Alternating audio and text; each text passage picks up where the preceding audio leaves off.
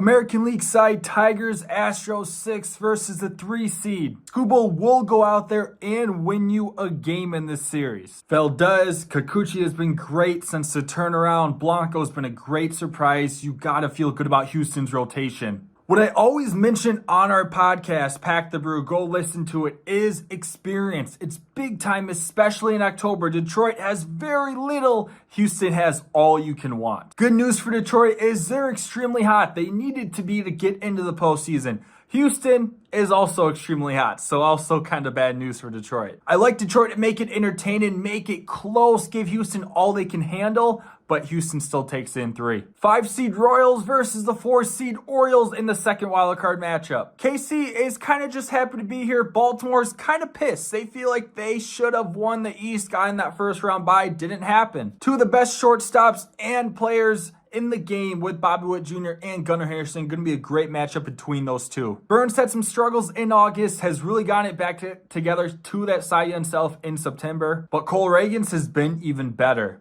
Royals have had some long losing streaks, not exactly the hottest team in baseball. Baltimore's kind of the same, not the greatest second half. If Cole Reagans can take game 1 against Burns, Baltimore doesn't have that do or die starter that they need to go out there and trust them to win them a game 2. It may only be a 5 over a 4 here, but you look at the Vegas odds, this is a big time upset.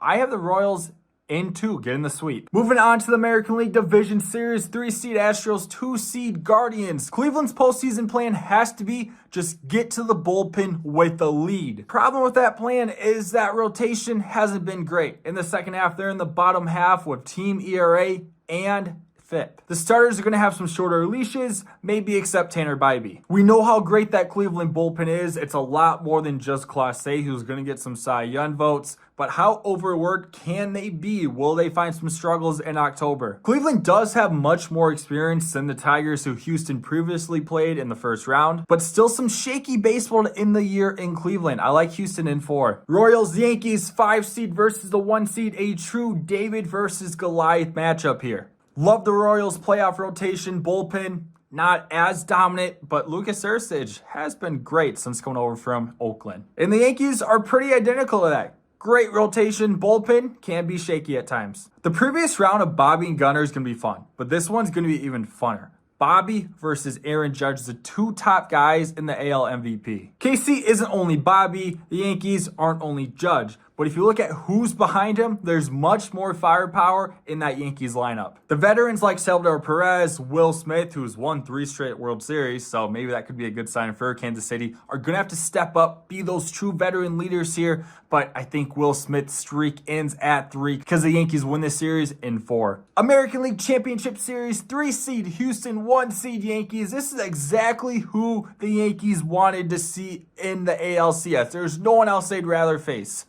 Hasn't been great for him in this matchup. I will say, they are more prepared than previous years, and Houston may not be as loaded as previous years. But the Astros are still the more complete team. I picked the Astros to win the pennant before the season started, and I'm going to stick with it here. Houston wins in 6. Time for the National League. 6 seed Mets, 3 seed Brewers. The Mets have to be gassed after Monday's doubleheader, a big benefit for the Brewers that both games had to be played. Brewers have also had their number in the regular season. Of course, that doesn't mean a ton, but it helps my case here, so I'm going to use it. Outside of Edwin Diaz, how many guys can you trust in that Mets bullpen, especially compared to the Brewers bullpen, where anybody they throw out there, you can trust for the most part? Brewers get the sweep here. They win their first playoff series since 2018. 5 seed Braves, 4 seed Padres. It's incredible that the Braves are even here with the amount of injuries they've had to deal with. But now their latest injury, Chris Sale, who couldn't go in the doubleheader, and also now it sounds like he's not pitching in this series,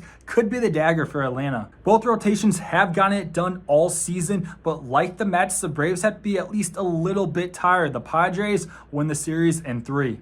3 seed Brewers, 2 seed Phillies. The Phillies have been a little bit shaky in the second half. The starting pitching ERA and FIP are both in the bottom half, but they're still big names that you can trust in big games. The Brewers' ERA and FIP tell different stories. One is really good, the other one is not so good. Both bullpens are dominant, but I'll give the edge to the Brewers because they have the much better closer with Williams. Solid pop on both sides, but I'll give the edge to the Phillies because they have much more offensively. There's a lot of uncertainty with the Brewers. Playing in Philly is extremely tough, although the Brewers have had a great record on the road. Brewers make it fun, Brewers make it tough, but the Phillies come out on top. Phillies in 5. 4 seed Padres, 1 seed Dodgers. The Padres have had a top 8 FIP and ERA from their starters in the second half. Dodgers are in the bottom 5 in both. Injuries, of course, have not helped. It's still extremely hard to shut down the Dodgers in multiple games, but the Padres offense isn't that bad themselves either. The Dodgers injuries finally get to them. They take another tough divisional loss, Padres in 4. NLCS, 4 seed Padres, 2 seed Phillies. I'm in love with this Padres team. There's not a big weak spot top to bottom on this roster, but you can make the same argument for the Phillies. Both teams are top 5 in slugging, and we should not expect anything different in this series than a complete slugfest. The big one for me here is the Phillies have had a 500 record in the second half, while the Padres have been one of the best in baseball, going 23 over. San Diego is in a better position, even if they don't have home field. They have a better record on the road than at home. Padres win their 3rd pennant in franchise history and take down the Phillies in 7. The World Series, 4 seed Padres, 3 seed Astros. The Padres have done everything right in the second half. You want to be the hottest team going into October, and that's exactly what San Diego is. Houston has also had a great second half, but the Padres win their first World Series in franchise history, beating the Astros in 7 games. I picked my team to lose in the divisional round, so you can't be called biased for this one, right? Maybe just dumb?